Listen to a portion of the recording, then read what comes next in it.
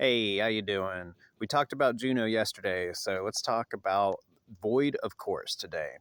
So, what does that mean? The moon is considered void of course when it doesn't make any major applying aspects before changing signs. So, traditionally, we're talking about conjunctions, sextiles, squares, trines, and oppositions, the big aspects.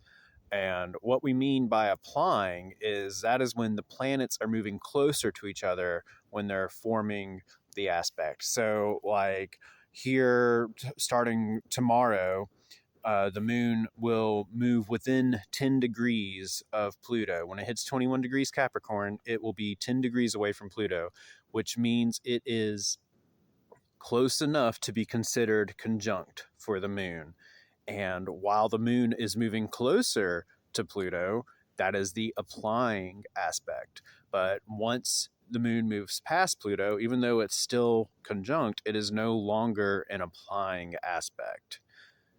So the void of course phase begins after the last applying aspect of that sign. So, generally speaking, new activities started during the void period won't work out to our liking. It isn't a guaranteed failure, but it will likely be a harder path. So, one should consider making serious adjustments to their plans if it involves starting during the void of course phase. If possible, you should move first dates, job interviews, starting businesses, etc., to when the moon is no longer void of course.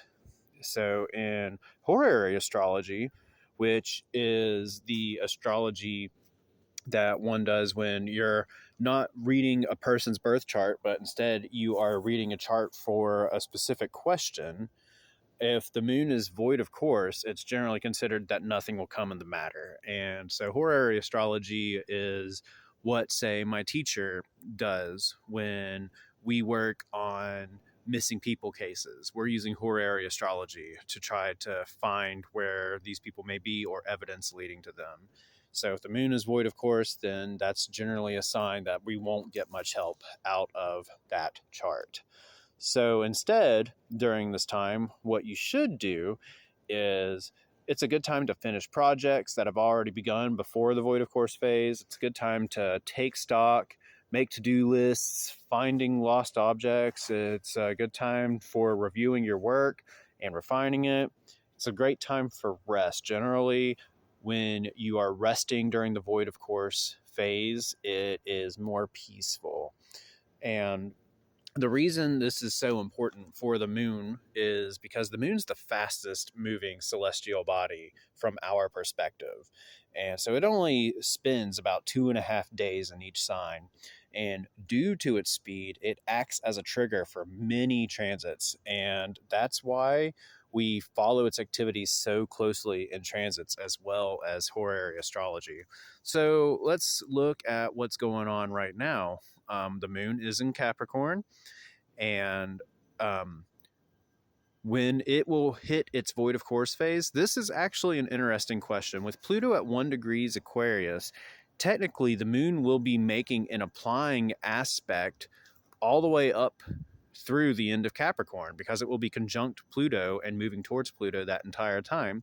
So that's a good question of, is there a void of course phase during this particular time in Capricorn? Or does that aspect of Pluto not count because the moon won't actually become directly conjunct Pluto until it's moved into Aquarius? I'm not so sure. I would say that no, there is no void of course phase. But I don't know. I would actually like to defer to my teacher and see what they think. So I will leave a comment down below if they don't go ahead and comment themselves on this. But if we don't count the conjunction to Pluto, then there would be a void of course phase after the moon passes 27 degrees Capricorn, because the last aspect it would make would be that sextile to Saturn. But in my opinion, no, there is no void of course phase. And in that case, the next void of course phase will be when it's at the end of Aquarius. After it moves past 25 degrees Aquarius, it'll finish its last applying aspect, which would be that sextile to Chiron and Aries there. And so for the last 5 degrees of Aquarius, the moon would be void of course. So hopefully that answers your question. If you have any more questions about what void of course means, just be sure to ask me. I'll be happy to answer. And I hope you have a wonderful day. I probably won't do a video on the nodes since I have a video in my backlog where I discuss the nodes. But if you have any further questions about them, or if you just want me to reiterate some things because I don't know how easy it is to find older videos without going through my profile and just looking up every single video until you find the right one. I don't know how difficult that is to find. So if you would rather I just reiterate it and make a new video, then I can do that. Sure, just let me know in the comments. And as always, hope you have a wonderful day. If you want to book a reading with me, you can do so at my website, dhastrology.com.